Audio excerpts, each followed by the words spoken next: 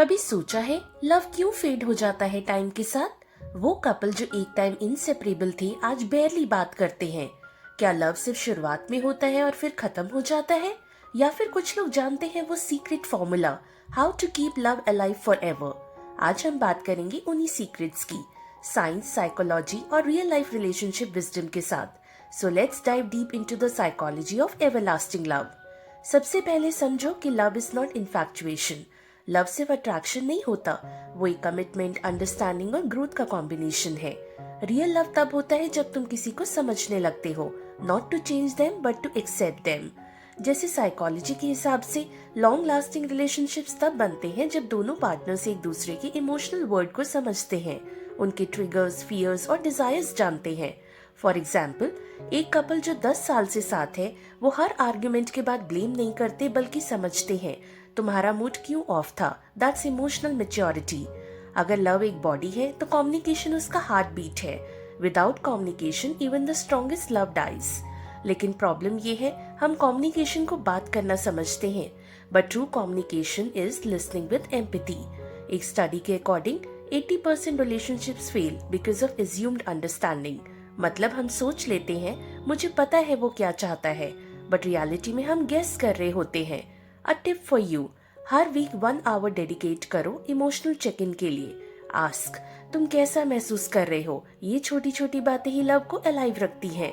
एक common mistake होती है, रिलेशनशिप सेटल हो जाता है और रोमांस रिटायर हो जाता है, but love doesn't die naturally, it dies of neglect. Remember, you don't stop dating your partner after marriage, you stop loving them that way.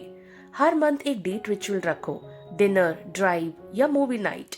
Surprise gestures करो, give compliments, real meaningful compliments. Romance सिर्फ शुरुआत में नहीं, forever effort मांगता है। Psychologist Gary Chapman ने बताया था हर इंसान का एक लव लैंग्वेज होता है।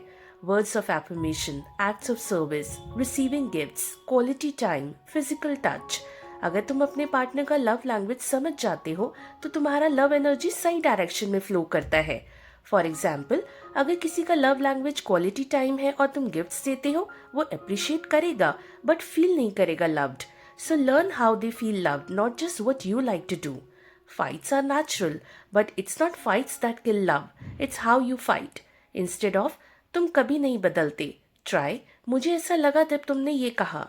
Use I feel statements instead of you always statements.